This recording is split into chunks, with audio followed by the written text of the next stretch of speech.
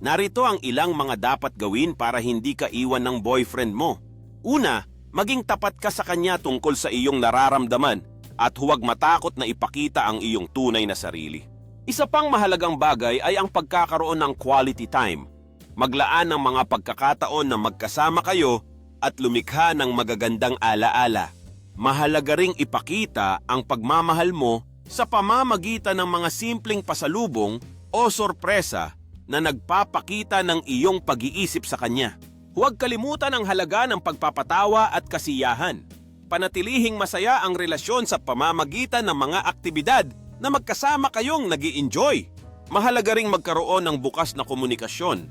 Talakayin ang mga issue o alalahanin na maaaring makaapekto sa inyong relasyon upang mapanatili ang tiwala. Laging ipakita ang iyong suporta sa kanya, lalo na sa mga panahong siya ay nahihirapan o may pinagdadaanan.